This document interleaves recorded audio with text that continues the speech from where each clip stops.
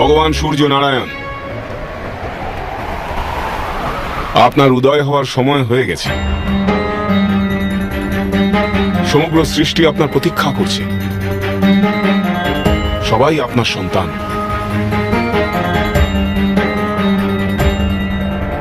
আপনার একজন পুত্রের লাভ হেতু আপনার অন্য সন্তানদের নিজের জ্যোতি থেকে বঞ্চিত করবেন না। একবার পবন পুত্র আপনাকে মুখে প্রচ্ছন্ন করে রেখেছিল,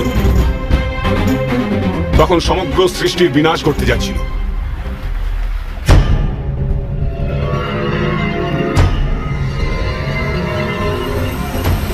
আমি আপনাকে অনুরোধ করছি পিতাশ্রী, দয়া করে প্রকট হন আর আমার অর্ঘ্য স্বীকার করুন।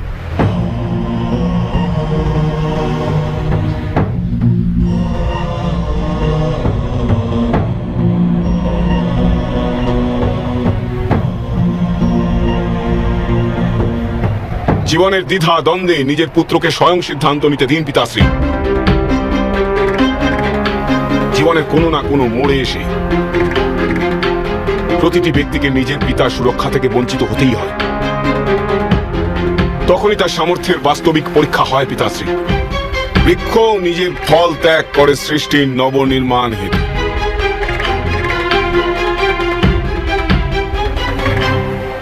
জগৎকে আমার সামর্থ্যের পরীক্ষা করে নিতে দিন পিতাশ্রী, যেন কেউ এটা না বলে যে আমি আপনার সহায়তা শক্তি দ্বারা বিজয় লাভ করেছি। যদি এইরূপ হয় তবে আমার সমগ্র জীবন কালিমা লিপ্ত হবে। আমিও আপনার জ্যোতির অংশ পিতাশ্রী। কলঙ্কের কালিমায় বেঁচে থাকার অপেক্ষা অধিক উত্তম হবে যদি আমি সম্মানের সাথে মৃত্যুবরণ করি।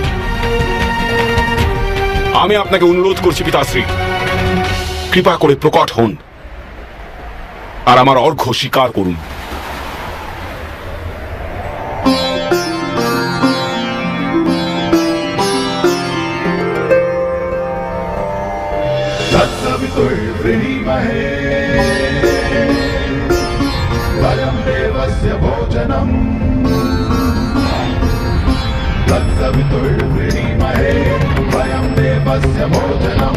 श्रेष्ठं सर्वसाधकं दूरं भगस्य धीमहि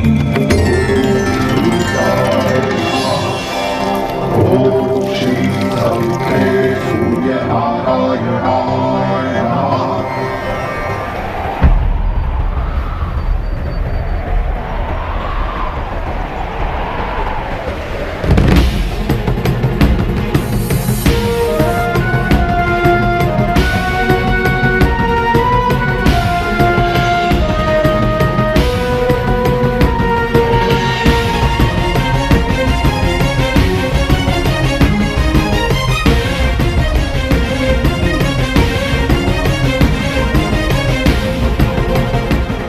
আপনার পুত্রের বিজয়ের জন্য একটা সুযোগ দিতে আমি প্রস্তুত দেবরাজ। সূর্যের জ্যোতি দান করলে হ্রাস পায় না, সূর্যপুত্রের সামর্থ্য হ্রাস পাবে না।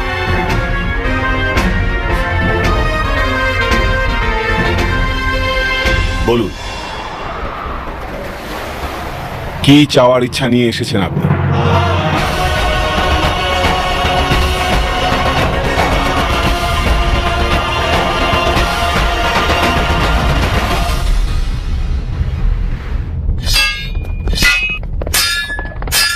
কিন্তু এরূপ কি দান গ্রহণ করবেন ওই ব্রাহ্মণ দেবতা, যা আমাকে সুযোগের সন্ধান দেবে? ছল বলো, কপট বলো অথবা সুযোগ, অস্থির মনকে স্থির করার জন্য এই সমস্ত প্রয়াস। বাস্তবে এসবের কোনো মূল্য নেই। যে স্থানে ধর্ম, ধৈর্য আর সাহস থাকে সে স্থানে সাফল্য প্রাপ্তি হয়, আর সে স্থানে সাফল্য প্রাপ্তি হবেই পারত। সুযোগ ব্যতীত ধর্ম থাকে গুপ্ত, সাহস থাকে সুপ্ত, আর ধৈর্য থাকে লুপ্ত। এরূপই বলেছিলেন তিনি। মিথ্যা সে ধর্ম যার সুযোগের আবশ্যকতা থাকে, অসম্পূর্ণ সে সাহস যা সুযোগ ব্যতীত জাগ্রত হয় না, ব্যর্থ সেই ধৈর্য যা সাফল্যের পূর্বেই হারিয়ে যায়। তাহলে আপনি দান নিতে কেন স্বীকার করলেন মাধব?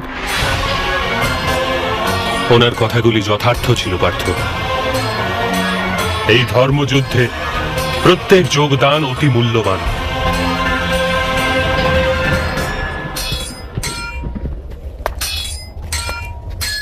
এরূপ কি দান দিতে পারেন উনি, যা আমার জন্য বিজয়ের সুযোগ করে দেবে?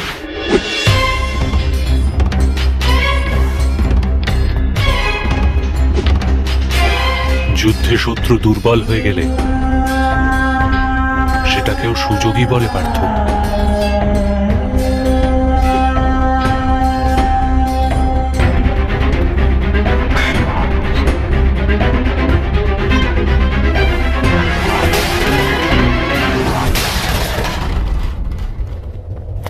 গুরুদেব অর্জুন, আপনার বান থেকে তো কোনো কবচই সুরক্ষিত থাকতে পারবে না।